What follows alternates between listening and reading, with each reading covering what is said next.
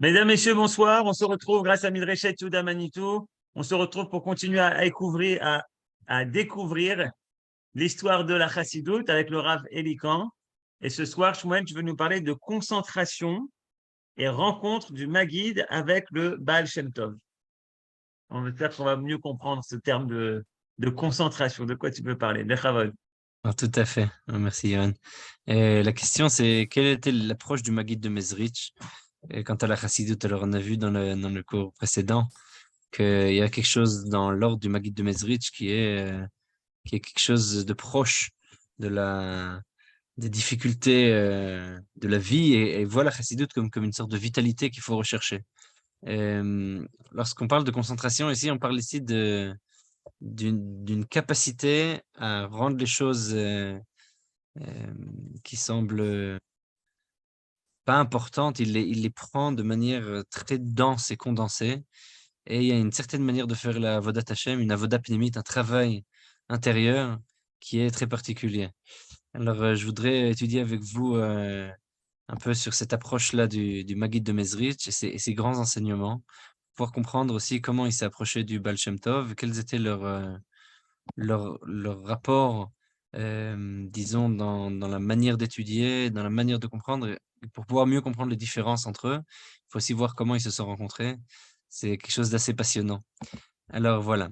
La première source qu'on va étudier, c'est un passage qui figure dans le livre d'Arket Tzedek du Rav Zcharia Mendel de Yeroslav. Et il dit la chose suivante. Il a reçu que son maître, donc le maître de son maître, le Maguide de Mezrich, a dévoilé à son maître, כשאדם בא למדרגה, הן בראייה והן בשמיעה, יסתיר הדברים 9 חודשים. Lorsque quelqu'un a une révélation, a une compréhension, a une avancée spirituelle, alors il doit voiler cette avancée spirituelle pendant 9 mois. Puisque toutes les choses du monde, toutes les compréhensions, toutes les réflexions, toutes les choses qu'on peut avoir fonctionnent comme le mystère, le secret, le sod.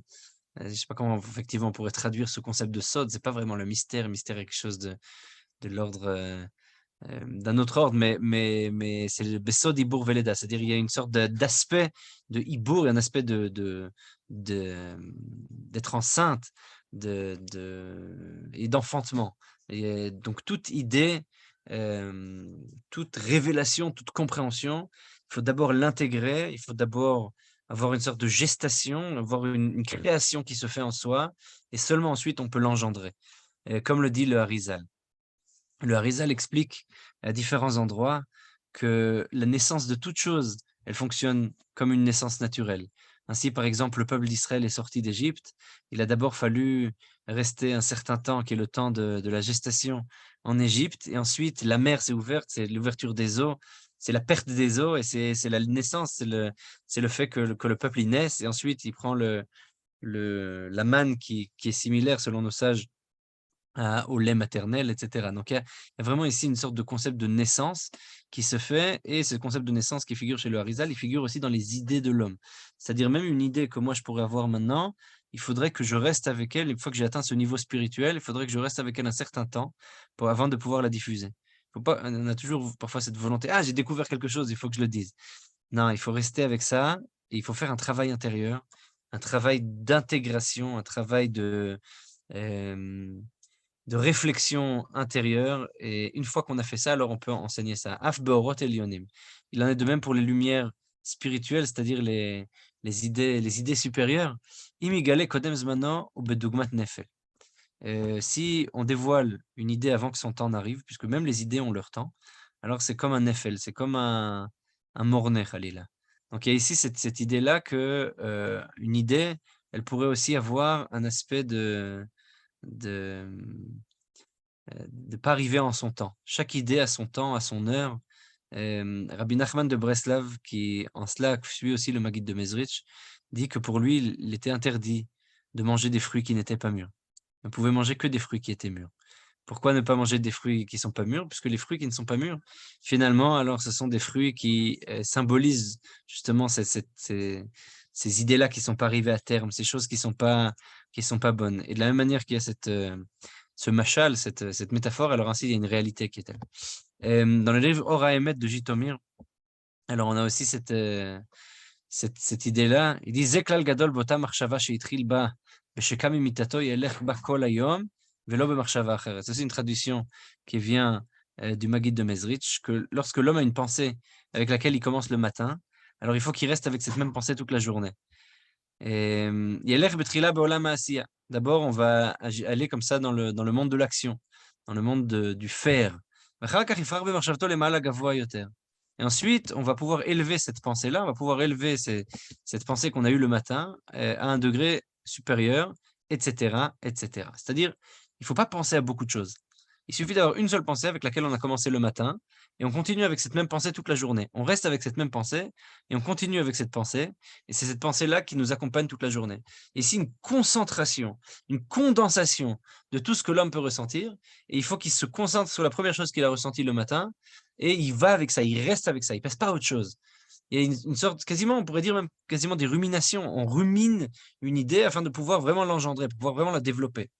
ואז כשהוא דבק כל כך, כשנפל במחשבה שיעלה מחשבתו למעלה בעולמות העליונים בו יתברך.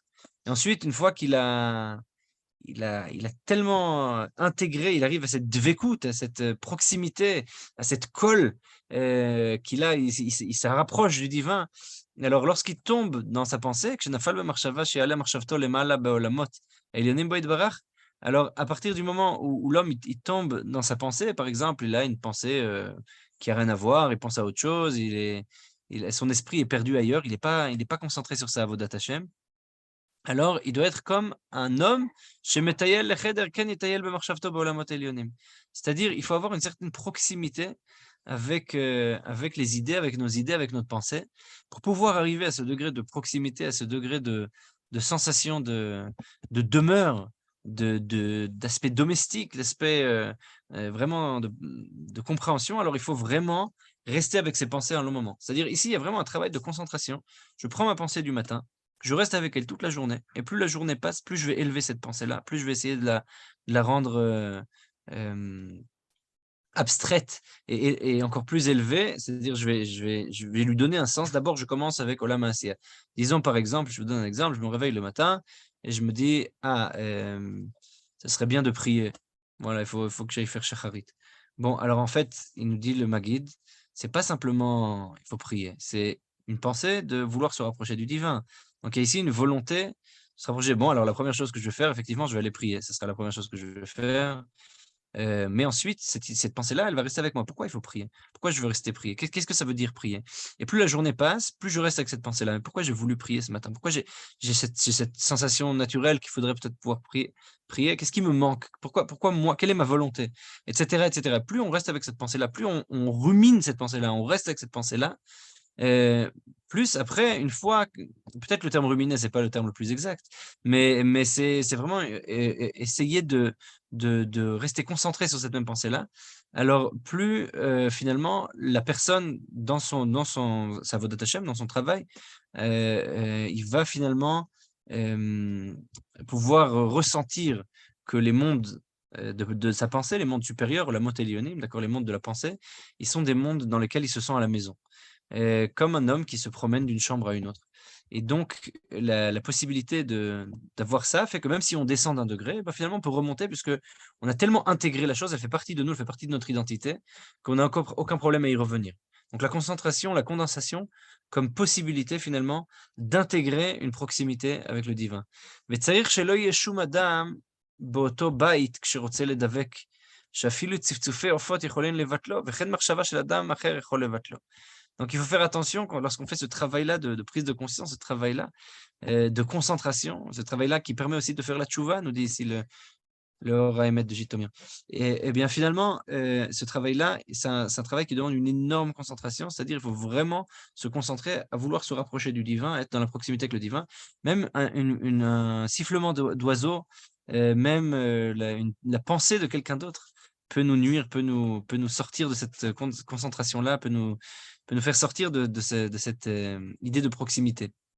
Donc on a ici un vrai travail de conscience qui est un travail de concentration qui nous permet de nous rapprocher du divin. Donc, il y a ici quelque chose, une idée qui est l'idée du Maggid finalement, qui dit que pour pouvoir ressentir la présence du divin partout, comme le dit le Baal Shem Tov, eh bien finalement, c'est un travail de conscience à faire, c'est un travail de conscience à prendre, et cette conscience-là, elle se fait par la concentration, par la condensation, par le fait d'être de manière très concise, rester dans cette pensée, voire quasiment, peut-être même quelque chose de l'ordre de l'acharnement. On ne veut pas se laisser distraire par d'autres choses. On veut pas laisser notre pensée vaguer, vagabonder là où elle veut. Il faut vraiment avoir une certaine emprise sur sa pensée. Voilà, ça c'est l'approche du Maggid d'une certaine manière. On a un autre des disciples, Rabbi Baruch de Kosov, dont le Yahrzeit était il n'y a pas longtemps.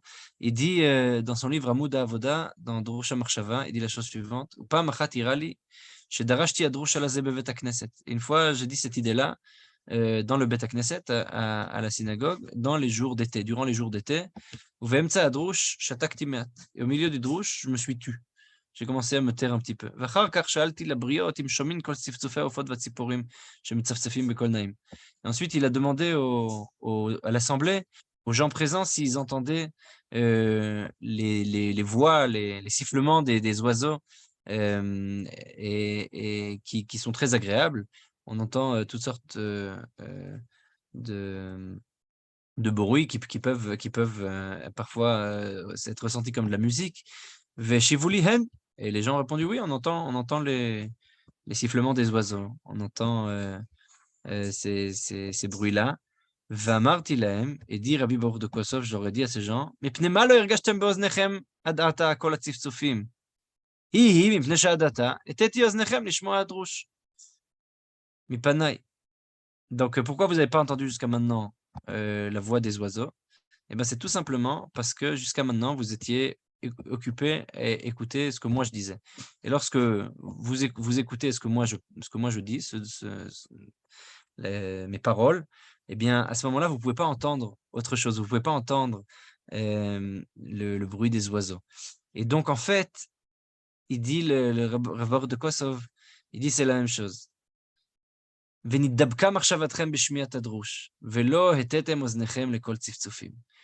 votre pensée, elle s'accole, elle a cette dvekout, elle a cette proximité, elle a cette concentration qui fait qu'elle est proche de ce que je dis et vous écoutez ce que je dis, alors vous êtes incapable d'entendre d'autres voix.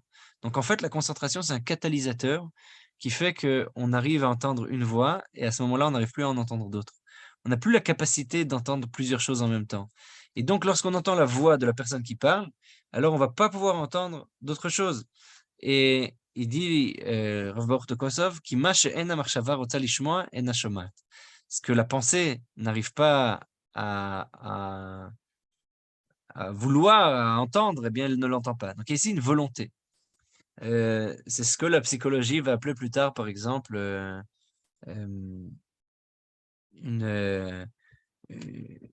une vision ou une entente qui est influencée par notre vécu, par notre sensibilité. C'est-à-dire que une personne qui sera enceinte aura plus de tendance à voir des gens qui sont enceintes dans la rue. Une personne qui est dans un certain état va plus avoir tendance à voir des gens qui sont dans son état dans la rue, etc. Donc, on a une certaine sensibilité qui fait qu'on a une vision sélective, une entente sélective. Et bien finalement, dit Rabbi Baruch de Kosov que cette sélectivité, cette capacité de se concentrer, elle provient du fait de notre concentration uniquement. C'est-à-dire que si c'est la concentration et la volonté de se rapprocher du divin, eh bien on va entendre ça. Si on n'a pas cette concentration-là, alors on va entendre d'autres choses. C'est-à-dire, on peut entendre la parole divine dans le monde à condition de se concentrer et de vouloir cela. Donc ça, c'est effectivement quelque chose qu'on peut voir. Je vais vous donner un autre exemple qui figure dans un texte assez étrange qu'on a d'un maskil. Ce maskil était quelqu'un de pas évident. Il s'appelait Shlomo Maimon, Salomon Maimon.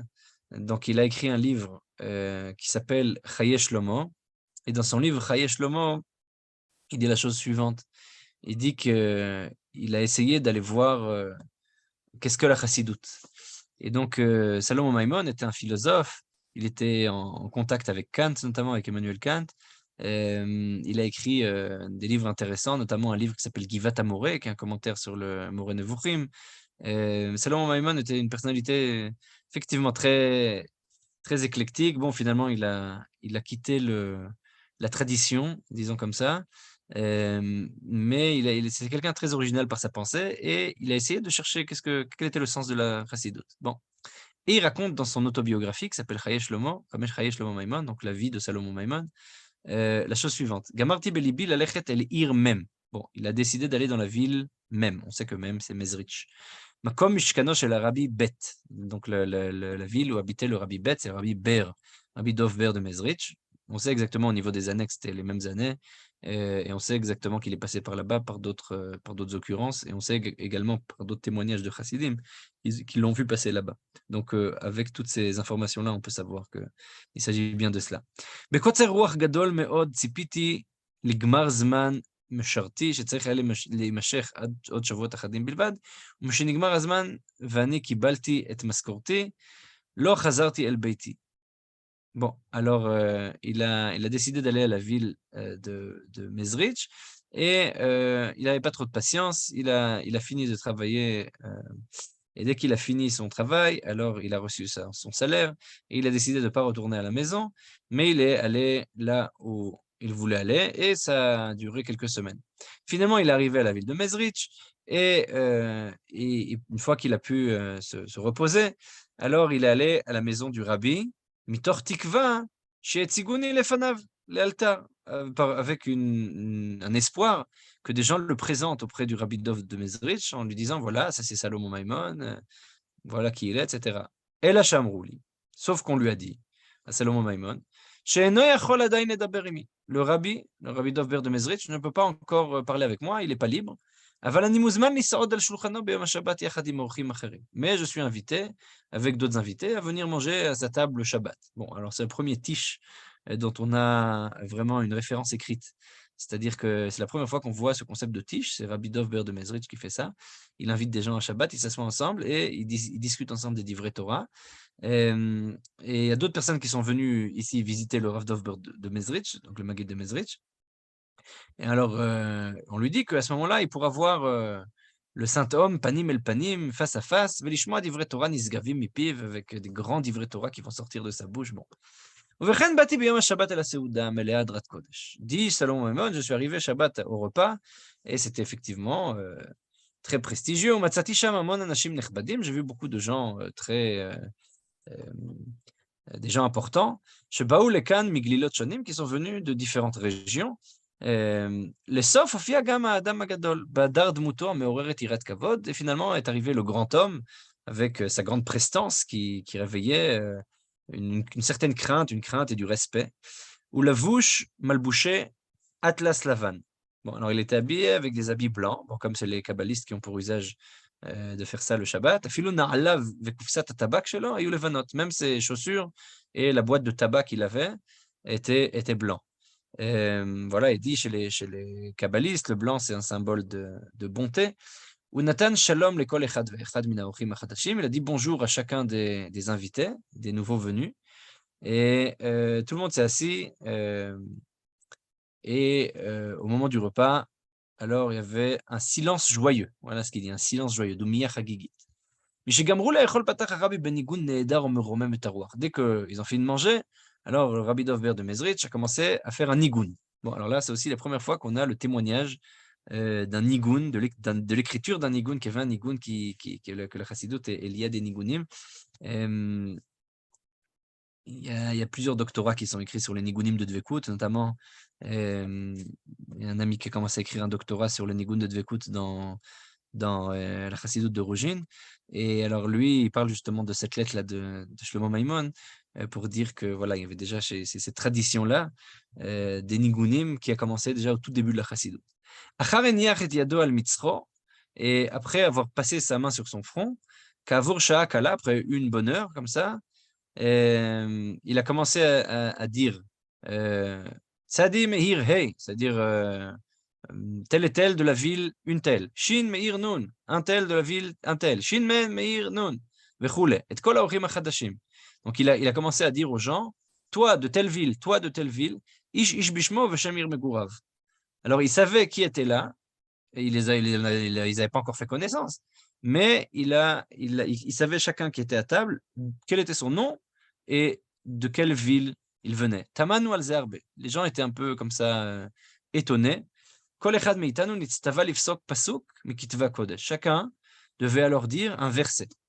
Donc on lui disait Salomon Maimon de la ville de une telle, alors il devait dire un verset.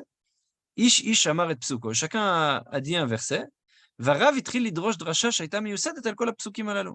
Et le Rav Dov Ber de Mezrich, il a pris tout simplement les versets qui ont été dits, qui ont été énoncés, et à partir de ça, il a fait une drasha. C'est-à-dire que sa drasha était complètement dynamique et dépendait de ce que les gens allaient dire. Bien que les versets aient été pris de livres différents dans le Tanakh, il n'y avait aucun lien et relation entre ces versets. Et le Rabbi Dov Ber de Mezrich, il les liait, il en faisait une seule drasha, comme si c'était un seul élément. Ou Pele Gadol misait, un autre étonnement, quelque chose d'encore plus étonnant. Kol echad min haorchim,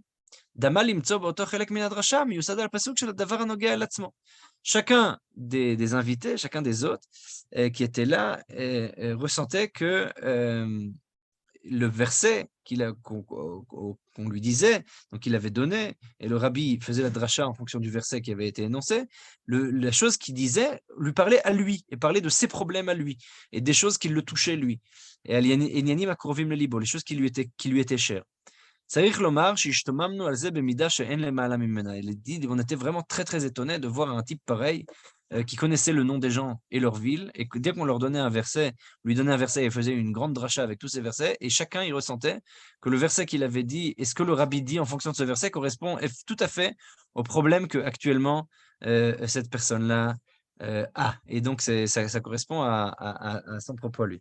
Donc il y a ici vraiment une idée selon laquelle il faut avoir une grande concentration dans la Avodat Hashem, que tout est lié et que tout arrive à cette idée-là où on arrive à se concentrer. Plus on arrive à se concentrer et à être proche du divin et par notre pensée, plus on arrive à être proche aussi d'autrui dans la pensée, et plus on arrive finalement à la proximité et à la compréhension des choses. Maintenant, pour pouvoir comprendre comment le Maguid de Mezrich en est arrivé à là, alors il faut essayer de comprendre comment il a rencontré le Baal Shem Tov. Alors le Baal Shem Tov, c'est marqué dans les chiffres Abesh, donc la chose suivante, donc à la Madouatou Binstein, à la page 86-87, il dit Vayam itpalel bezaaka gdola. Le Baal Shem Tov, quand il priait, c'était avec des grands cris. Et le Rav Maguid, Mesharim Agadol, Rabbi Dov Ber, lo yachol lisbol. Et il supportait pas tous ces cris. Lui, il fallait se concentrer. On pouvait pas comme ça crier, être dans l'extase, etc. Ça allait pas. Il était très malade. Il est sorti de la maison d'études. Il est rentré dans une petite maison, c'est-à-dire une petite chambre, une antichambre qui est dans le Bet Midrash. Il a prié seul. Il préférait prier seul plutôt que de prier en minyan, parce qu'il supportait pas les cris du Baal Shem Tov, qui était dans une sorte d'extase lorsqu'il priait. Vekodem Moussaf, Allah Baal Shem Tov. Et avant Moussaf, le Baal Shem Tov est venu. Uba le Bait Katan il Bosh Kittel. Il est rentré mettre le kittel, donc il s'agit sûrement, vraisemblablement ici, soit de Hoshana Rabbah ou peut-être de Rosh Hashanah ou Yom Kippour. Et donc le Baal Shem Tov est venu mettre le kittel, et le Maguid dit Ki haya makir shaya etzlo hashrat shechina. Il a ressenti que quand le Baal Shem Tov est venu le voir dans la petite maison, dans la petite chambre, dans l'antichambre, alors il a ressenti que le Baal Shem Tov avait une sorte il avait la shrina, il avait la présence divine sur lui. Et lorsqu'il l'a vu, il a dit voilà, je ressens que le Baal Shem Tov n'est pas vraiment dans ce monde actuellement, il est ailleurs. Bon, alors dans le livre Ora Emet de Jitomir, il dit la chose suivante. Il dit שלא יהיה עבודתו נראה בפני בני אדם כלל, שלא יעשה שום תנועה באיברים, רק בפנימיות נשמתו יהיה בוער בליבו, ויהיה צועק בלחש מחמת התלהבות בעניין שתהיה עבודתו בפנים, יותר גדולה משתי עבודתו נראית באיברים. Il dit le travail du Maguid, la différence du Baal Shem Tov, le Baal Shem Tov, il avait des mouvements il priait comme ça, il bougeait de tous les côtés, il était en extase. Mais le Maguide, son enseignement, il est différent. Son enseignement, il est la avodat Hashem, le travail à faire. Il ne faut pas qu'il soit vu par les hommes. Ça doit être un travail intérieur. L'essentiel, c'est de ne faire aucun mouvement. Parce que vous voyez quelqu'un prier, s'il suit l'enseignement du Maguide de Mezrich, alors il doit se tenir sans bouger. L'œil assez shumtnoa baevarim. Il doit être absolument immobile. Rak bepnimiyut nishmato yeboer belibo. C'est en son âme, en son fort intérieur, que ça doit brûler complètement. Et il doit, alors ça, c'est ça le nec plus ultra de cette approche. Il y a une sorte de tension, une sorte de paradoxe, une sorte de dialectique qu'il faut tenir. C'est d'un côté, il faut hurler, mais silencieusement. C'est-à-dire qu'il y a un cri intérieur, mais absolument silencieux. Tsoek belachash. Il faut crier, mais silencieusement. Mais ramat hitlaavut bainyan. Parce qu'il y a tellement de hitlaavut, il y a tellement de joie et d'entrain et d'engouement que le travail intérieur doit être plus grand que ce qui est vu à l'extérieur. À l'extérieur, il faut être vu complètement stoïque, et à l'intérieur, ça doit bouillir, bouillonner. Voilà, ça c'est l'enseignement du Maguide de Mezrich. Donc ça, c'est la grande différence entre le Maguide et le Baal Shem Tov. Le Maguide était très malade. Il priait seul. Il avait besoin de ce calme, de cette concentration extrême. Comme on l'a vu, il était proche des gens qui avaient des tendances à la dépression. Et il dit que la chassidoute, c'est à ça que ça vient répondre. C'est très intéressant que le Baal Shem Tov la rapprochait tellement de lui, alors que finalement, ils ont l'air complètement antithétiques. C'est-à-dire le Baal Shem Tov ne supportait pas les gens qui étaient dépressifs. Le Baal Shem Tov était tellement dans l'extase et la recherche du divin partout et le fait de lier le ciel et la terre. Et ici, on a quelqu'un qui est complètement à l'opposé. Alors, dans son livre Maguid Varav le Yaakov, alors il y a plusieurs éditions du Maguid Varav le Yaakov, c'est les enseignements du Maguid. Alors, dans l'édition de Rivka Schatz, alors, c'est marqué là-bas la chose suivante. ושאלתי אותו, למה אדוני מורי ורבי אינו רוצה לגלות מדרגתו? והלא הבעל שם טוב זיכרונו וכולי, גילה מדרגתו. C'est-à-dire, le Baal Shem Tov, lui, a dévoilé son degré de spiritualité. Pourquoi le Maguide ne dévoile pas à tous quel est son degré? Pourquoi il a besoin de demander aux gens de dire leurs versets et il fait la dracha en fonction des gens? Pourquoi il vient pas, il n'enseigne pas ce qu'il pense, ce qu'il ressent? Pourquoi il ne se dévoile pas aux autres? והשיב, שהוא גם כן לא גילה, רק אפס קצהו, ומגילוי אליהו לא גילה, רק אפשר קודם מותו. רק אני השגתי זה, ברוך השם, בבואי אליו, ועוד כמה מעשיות. Dit le Maguide de Mezrich, mais tu crois que toi, tu as vu quelque chose du Baal Shem Tov? Rien du tout. Le Baal Shem Tov n'a rien dévoilé du tout. Le Baal Shem Tov a dévoilé Efes Katseu. Il a dévoilé seulement un tout petit peu. Migilou Eliyahu Logila. Et les dévoilements qu'il a eu de Eliyahu Hanavi, c'est-à-dire des dévoilements spirituels, ça, il les a pas dévoilés. C'est possible, juste avant sa mort, peut-être, il a un peu permis de dévoiler ça. Rakani et Sak disait, Baruch Hashem, et voyez là, votre Kamamasiot. Il dit, le Maguide de Mezrich, moi, en me rapprochant du Baal Shem Tov, j'ai réussi à ressentir la proximité que le Baal Shem Tov a avec le divin, et il y a un lien qui s'est fait entre nous, et j'ai réussi à ressentir son degré spirituel. Mais tu crois que le Baal Shem Tov a dévoilé quoi que ce soit? Rien du tout. Le Baal Shem Tov n'a rien dévoilé. Il fallait vraiment être proche de lui pour ressentir ce qu'il avait, pour ressentir son degré spirituel. Et c'est seulement là qu'on peut ressentir sa grandeur et d'autres maasiot, d'autres histoires. Alors bon, qu'est-ce que ça veut dire? Les propos ici restent assez vagues. Dans le livre Keter Shem Tov, qui rapporte aussi les enseignements du Baal Shem Tov, alors c'est marqué la chose suivante. כששמע הרב המגיד דוב בר ממזריץ', מהשם הגדול של הרב הקדוש בעל שם טוב, la première fois que le Rav Hamagid a entendu le nom du Baal Shem Tov, וכל העם נוסעים אליו, et tout le monde allait voir. C'est quoi Kol Ha'am? Bon, on sait que ceux qui allaient voir le Baal Shem Tov, finalement, c'était des Dayanim, et c'était des gens qui recherchaient à s'améliorer dans la Avodat Hashem. C'était pas n'importe qui, et c'était pas quelque chose de très populaire. Mais quoi qu'il en soit, alors les gens allaient vers lui. Et par sa prière, on avait l'impression qu'il se passait quelque chose, il arrivait à agir des grandes choses par sa prière. והנה הרב דוב בר היה חריף גדול ובקיא בכל הש"ס. Le Rav Dov Ber était très sage et il y avait une grande connaissance dans tout le Talmud, ובכל הפוסקים, et dans tous les livres de halakha, donc dans tous les écrits des décisionnaires. והיה לו 10 ידות בחוכמת הקבלה, et il avait une grande connaissance dans la sagesse de la Kabbalah. והיה מטמיע על דבר שמועה מגודל מעלת הבעל שם טוב. Et ça l'étonnait qu'il y avait un type aussi fameux, aussi grand, qui s'appelait le Baal Shem Tov.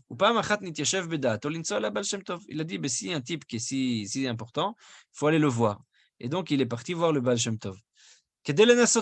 Pour aller le vérifier. Il a dit, ben, je vais aller vérifier ses connaissances. On va voir ce qu'il en est. Et étant donné que le Rav Dov Ber de Mezrich était quelqu'un qui étudiait assidûment, il avait une grande assiduité, à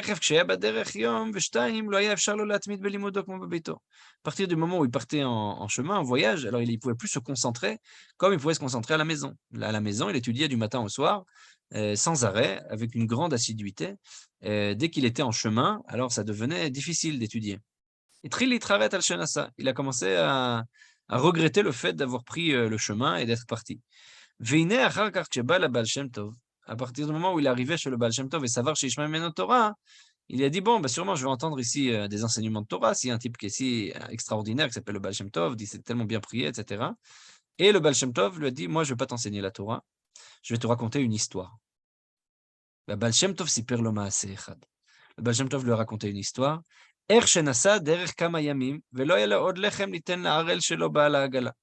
Il a dit, j'étais plusieurs jours en voyage et j'avais plus de pain pour donner à mon ami non-juif qui est qui est le charretier, donc qui tient la charrue. Et en chemin, on a rencontré un autre non-juif qui était très pauvre et qui avait un grand sac de pain. Et on a acheté de lui du pain pour pouvoir donner à cet homme qui tient la charrue. Et d'autres histoires similaires. Et le deuxième jour, il est venu aussi chez le Baal Shem Tov. Il a dit, bon, c'est ça, ce grand Baal Shem Tov, il me raconte une histoire avec c'est cet ami non-juif qui tient la charrue, et c'est lui qui tient, qui fait avancer les chevaux, et il n'arrive pas à le nourrir, il n'a plus d'argent, et en chemin, il y a un autre non-juif qui amène du pain, et bon, c'est quand même des histoires étranges. Donc il a dit peut-être le deuxième jour, ça va être plus intéressant. Deuxième jour, il allait chez le Baal Shem Tov, et le Baal Shem Tov lui raconte, il n'avait pas assez de paille pour donner du foin, pour donner aux chevaux. Venis d'Amenlo, et finalement, il a rencontré quelqu'un qui a pu lui donner, etc., etc. Et toutes ces histoires-là, nous dit le livre Keter Shem Tov, toutes ces histoires-là, il y avait une grande sagesse. Mais il fallait les comprendre, puisqu'en fait, le Baal Shem Tov parlait de manière métaphorique. Le Baal Shem Tov parlait avec des images, avec des histoires qui semblaient un peu des histoires de tous les jours, des histoires parfois même rocambolesques, mais en réalité, il voilait là des grands secrets. Veine Arav Dov, shelo evin ze. Et le Rav Dov Ber de Mezrich, il ne s'attendait pas à ça, il ne comprenait pas. Il est allé donc auprès de son servant, enfin de son mécharet, de la personne qui l'accompagne, et il lui a dit, je veux rentrer à la maison. On va rentrer à la maison, mais étant donné qu'il faisait déjà sombre, alors il a dit, bon, on va rester là dans cette auberge jusqu'à ce que le soleil se lève, enfin jusqu'à ce que la lune se lève.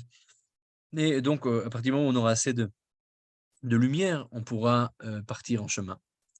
Et à minuit, le Baal Shem Tov a envoyé son mécharet, a envoyé son servant, appeler le Maguid. Et donc, le Maguid est allé chez le Baal Shem Tov, et le Baal Shem Tov lui a posé la chose suivante, il a posé la question suivante. Yachol ata lilmod, tu sais étudier? Et le Maguid dit oui. Et alors le Baal Shem Tov lui dit, Vechen shamati shata yachol lilmod. Effectivement, j'ai entendu que tu savais étudier. Alors il a dit le Baal Shem Tov, est-ce que tu connais la Kabbalah? Et il lui a dit oui. Alors le Baal Shem Tov a dit à son servant, donc à son mécharet, à la personne qui l'aidait, il a dit, amène-moi le livre Etz Chaim. Donc le Etz Chaim, c'est le livre qu'a écrit le Hari HaKadosh. Et le Baal Shem Tov a montré au Rav Magid un Mahamar, un passage du Etz Chaim. Amarlo à Rav Dov, ine ekach le'ayen ve'leit yashev. Bon, moi je vais travailler ce passage-là. Alors il faut d'abord que je le lise, que je me concentre bien. Une fois que je me serais bien concentré, je pourrais te dire ce que j'en pense. Et ensuite, il a expliqué ce qui était marqué. Amar lo Abesht, le Baal Shem Tov va dire au Maguid de Mezrich, Encha yodea klum. Tu ne sais rien, tu comprends rien. Vechazar vayen bo v'amar lo apshat nachol, כמו שאמרתי. Le Maguid, alors il reprend le texte, il se remet à étudier, et il dit, oui, c'est le sens obvi, c'est comme j'ai dit. Ve'im yodea ma'alato pshat acher. Yomar li ve'eshma emet imi. Il dit le Maguid de Mezrich, si vous avez une autre explication, je veux bien la prendre, et on va voir qui a raison, quel est le sens obvi du texte. Amar lo Baal Shem Tov. Le Baal Shem Tov lui a dit, Amod al raglecha, mets-toi debout, lève-toi. Ve'amad, et il s'est levé. Ve'ine b'ma'amar hazeh haya kama shemot shel malachim. Dans ce passage-là du Etzraïm, il y avait plusieurs noms d'anges, de malachim. ומיד שאמר הבעל שם טוב זה המאמר, נתמלא כל הבית כולו אורה ואש, והיה מלהט את סביבותיו. À partir du moment où le Baal Shem Tov a enseigné ce passage-là, alors il y avait cette sensation-là que toute la maison s'est remplie de lumière et de feu, et il y avait cette sensation de quelque chose de turbulent autour de lui. C'est comme si on voyait de nos propres yeux ces anges qui sont rapportés là. Amar lo Baal Shem Tov l'Arav Dov Ber. Et le Baal Shem Tov, il a dit au Maguid de Mezrich, Emet Shapshat, כמו שאמרת, t'as raison. Le pshat, c'est comme tu as dit, le sens obvi des mots, c'est comme tu as dit. Aval alimut shelcha haya bli neshama, mais ton étude, elle manquait d'âme, elle n'était pas existentielle, elle n'était pas vivante. ותכף ומייד ציווה הרב דוב את המשרת שלו לנסוע הביתה, והוא נשאר אצל הבעל שם טוב.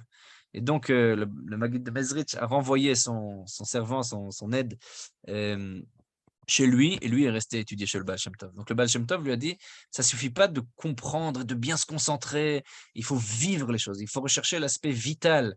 Et c'est ça finalement que le Maguid a appris du Baal Shem Tov, c'est essayer de rendre la Torah vitale, rajouter cette vitalité dans la Torah. Et, donc ça, c'était la rencontre du Baal Shem Tov et du Maguid, en tout cas selon ce qu'on a pu lire ici. On a eu d'autres témoignages, par exemple dans Shifrei Baal Shem Tov, dans l'édition Rubinstein, c'est marqué la chose suivante, le Maguid avait pour usage de jeûner entre 7 et 8 fois par semaine. Vraiment, de Shabbat à Shabbat, il jeûnait parfois plusieurs jours, parfois plusieurs fois par jour. Enfin, parfois, il jeûnait vraiment de manière continue, quasiment toute la semaine. Et à cause de ça, il est tombé rapidement malade. Il y a plusieurs versions comment le Maguid de Mezrich s'est rapproché du Baal Shem Tov. Mais j'ai entendu, nous dit l'auteur du Shifrei Besht, que ses proches lui ont fait pression pour qu'il aille voir le Baal Shem Tov. Et lorsqu'il a vu le Baal Shem Tov, alors il l'a vu qu'il était couché sur son lit, et il étudie la Gemara, le Talmud. Mais Natan lo Shalom, il lui a dit bonjour. Et le Maguid lui a dit, ah, toi, tu es un Baal Shem, tu es un médecin, est-ce que tu peux me soigner? Le Baal Shem Tov l'a grondé et lui a dit, En sosim sheli ochlim matzot. Mes chevaux ne mangent pas de matzot. Et le Maguid, qui était donc malade, il a commencé à transpirer et il est sorti et s'est assis devant l'entrée pour pouvoir se reposer. Donc on a ici vraiment une vision des choses où tout à coup le Baal Shem Tov il est bien vivant et le Maguid il est malade et il y a le Maguid qui demande au Baal Shem Tov de le guérir et le Baal Shem Tov il revient avec ses histoires de chevaux qui ne mangent pas de matzot. Mes chevaux à moi ne mangent pas de matzot. Alors c'est étonnant, dans toutes les versions qu'on a, il y a toujours cette histoire de chevaux. Ouais, par exemple, Rabbi Shlomo de Sadigora dans Chai Shlomo sur Yad Kislev, donc c'est le Herzog du Maguid de Mezrich, il dit la chose suivante, Rabbi Shlomo de Sadigora qui était un de ses descendants, il dit la chose suivante, il dit, mais Soupar, Ksheba Maguid le Baal Shem Tov Bepam Arishona, lorsque le Maguid est venu la première fois chez le Baal Shem Tov, Siper le Baal Shem Tov Maaseh Besous Shelo, Shelo Haya Lo Ma Le'echol, וגם להגוי אפס לחמו, ופגשו בגוי אחר וקנו אצלו תבן ולחם והאכילו את הסוס ואת הגוי. Bon, alors, cette histoire-là, où il y avait une histoire où le cheval n'avait pas à manger, et ils ont rencontré, et le non-juif qui il était non plus n'avait pas à manger, et ils ont rencontré un autre non-juif, et ils ont acheté de lui du foin et du pain, et comme ça, tout le monde a pu manger, et le cheval et cet ami non-juif. Et il dit, Rabbi Shlomo de Sadigora, où il a commencé par la simplicité qui est dans la simplicité. Il lui a montré qu'il faut descendre plus bas des degrés pour pouvoir élever de là ce qu'il faut élever. וגם הם עסקו בפדיון שבויים באלה שצריכים להצילם מסטרח הרחמן ליצלן ועשו נפשות, et même eux se sont occupés de pidyon shvuim, c'est-à-dire de sauver des prisonniers. Alors de quoi il s'agit ici? Ce que dit Rabbi Shlomo de Sadigoura, c'est que lorsque le Baal Shem Tov parle des chevaux, en fait, il y a une grande métaphore. Il y a une histoire extraordinaire qui se cache derrière ces chevaux. Les chevaux sont une métaphore, mais une métaphore de quoi? De quoi il s'agit? Et en fait, il dit, Rabbi Shlomo de Sadigoura, parfois, et c'est ça que le Baal Shem Tov voulait faire avec le Maguid, lui dire, regarde, les gens, lorsque tu leur parles dans leur langue à eux, dans leur langage à eux, tu viens dire des divrei Torah à quelqu'un qui étudie la Torah, tu viens parler un langage d'une personne qui sait parler un certain langage, il y aura toujours une sorte de volonté de remettre en question, de dire non, c'est pas vrai, c'est pas comme ça, c'est pas juste, c'est pas ce que je connais, c'est pas ce dont j'ai l'habitude de, c'est pas ce que j'ai entendu. Donc il y a toujours cette, plus la personne elle a étudié, plus ce sera difficile pour elle d'entendre d'autres voix, d'autres approches, une fois qu'elle aura vraiment acquis une seule approche. Et parfois, c'est difficile de parler dans la même langue que quelqu'un parle bien. Il faut parler dans une autre langue pour pouvoir arriver au cœur des gens. Et pour pouvoir s'occuper des nefashot, pour pouvoir s'occuper des âmes et sauver des âmes, pour pouvoir sauver des âmes comme on sauve des prisonniers, alors il faut pouvoir parler dans un autre langage. Et ce langage-là, c'est le langage des histoires. Les histoires populaires, les histoires de tous les jours, les histoires que les gens rencontrent dans leur quotidien. C'est ça qui rend la Torah vivante. C'est ça qui donne un sens à cette Torah. Et en fait, c'est une manière de voiler les éléments de la Kabbalah dans ces histoires-là. Pourquoi les chevaux reviennent? Alors, dans les Sichot Kodesh du Rav Menachem Mendel Schneerson, alors c'est marqué la chose suivante. Imrato chez la Baal Shem Tov, le propos du Baal Shem Tov, que malgré le pshat qui était réel, mikol makom היה צריך ביתר חיות והתלהבות, היא בדוגמת עבודת התשובה של הצדיק. Donc le fait qu'il y ait une histoire qui est réelle, mais il faut rechercher la vitalité qui est en elle, il faut rechercher l'entrain qui est dans cette histoire-là, alors c'est le travail de la tchouva, du tzaddik, qui ne vient pas sur une faute qu'il aurait pu faire, mais le fait d'élever des choses à des degrés supérieurs. Donc il y a une volonté vraiment d'élever ces histoires qui sont des histoires populaires et de leur donner un sens différent. Rabbi Israël de Grodzinsk, et dans ce livre Binat Israël sur la Torah, il dit la chose suivante. Il dit Shamati Mimoriz Keni, j'ai entendu de mon grand-père, qui a dit au nom de son père, le Kadosh de Maglinza, שבעת שהיה בפעם הראשונה אצל אדוני אבי זקני מרוזין, donc il est allé chez l'originaire, donc le petit-fils du Maguid de Mezrich, נסעו שניהם לטייל חוץ ליער. Ils sont allés se promener tous les deux en dehors de la ville, pardon, חוץ לעיר. ובאמצע הדרך נבהלו הסוסים. Et au milieu du chemin, les chevaux, donc ces mêmes chevaux auxquels on parle, ont commencé à rentrer dans un état de panique. ונתקו המוסרות וברחו מן המרכבה. Et la selle, enfin comment on appelle ça, les rennes se sont défaites et les chevaux sont sortis de l'endroit où ils étaient attachés, qui les reliait à la charrue, au char. Donc, Shiatsu Mina Merkava, et lorsqu'ils sont sortis, ils sont partis effrayés. Alors, l'originaire, il a demandé au Eglon, il a demandé à la personne qui menait la charrue en lui disant Aïm Khalila lo nifgama Merkava. Est-ce que la Merkava, est-ce que la charrue, enfin l'attelage, ne s'était pas abîmé? Et ensuite, il s'est retourné vers le grand-père, donc le rabbin de Maglenitsa, et il lui a dit Shemi shemitnaeg ba'olam hazeh li asok b'merkavot notnim lo la'olam haba srafim v'chayot v'afnei hakodesh. Et d'ici, dans ce monde-ci, tu t'occupes de chars, alors dans le monde futur aussi, on te donne un char céleste, on te donne aussi des srafim v'chayot v'afnei hakodesh, on te donne aussi des anges qui pour conduire. Donc il y a ici une vision des choses selon laquelle le réel, finalement, n'existe pas en tant que tel. Le réel est une allusion pour quelque chose de supérieur. Alors, de quoi il s'agit exactement? Pour pouvoir bien comprendre cette histoire de chevaux, il faut lire le Tikkun Zohar. Le Tikkun Zohar, dans son introduction, dit la chose Inun atvan de inun kesusvon. D'accord? C'est-à-dire que ces lettres-là, les lettres de l'alphabet, les lettres qui sont les créatrices du monde, alors ce sont elles qui sont elle ressemble à des chevaux. Donc le cheval est toujours une allusion pour la lettre. La lettre est représentée par le cheval. Le cheval est une métaphore de la lettre. Donc la lettre qui est la lettre créatrice, qui est la source des mots. On a déjà expliqué comment le Baal Shem Tov, dans sa vision kabbalistique, il voyait les lettres comme faisant source, enfin, c'était la base de la création, Bidvar Hashem, Shamaim Narasu, Veruach Piv Kol Tzvam, et par les propos de Dieu, par la parole de Dieu, les cieux ont été faits, par les lettres de l'alphabet, les lettres qu'on peut bouger, on peut transformer le oneg en nega, le nega en oneg, c'est-à-dire la plaie, on peut la transformer en jouissance et la jouissance en plaie, ça dépend comment on fait. Si on travaille bien, on arrive à remettre les choses en place. L'idée, c'est de remettre les lettres dans le bon ordre. Et toute chose peut être vécue dans le bon ordre. Toutes les lettres, si on les met dans le bon ordre, elles amènent à quelque chose de positif. Et bien finalement, c'est la métaphore à cela, c'est les chevaux. Les chevaux, donc toutes les histoires du Baal Shem Tov, ici on a le code comme ça pour comprendre, c'est finalement ça. Donc quand le Baal Shem Tov dit au Maguid, mes chevaux ne mangent pas tes matzot, les chevaux, mes lettres, ma manière de construire le monde, alors elle fonctionne différemment. Elle ne mange pas des matzot, elle ne mange pas ce pain qui est un pain azim, qui est un pain comme de maladie, qui est un pain médicamenteux. Alors, on va essayer de comprendre de quoi il s'agit. Dans le livre Ora Emet du Rabbi de Jitomir, donc qui est disciple du Maguid de Mezrich, et aussi qui est étudié chez le Baal Shem Tov, il dit la chose suivante. Anosher ikve susim. Donc, quiconque aurait mordu des sabots, enfin le talon de chevaux. Alors, il dit, c'est marqué dans le Zohar, Aotiyot nikraot susim. Les lettres s'appellent des chevaux. Bon, alors, on peut essayer de comprendre en fonction de ça toutes les histoires.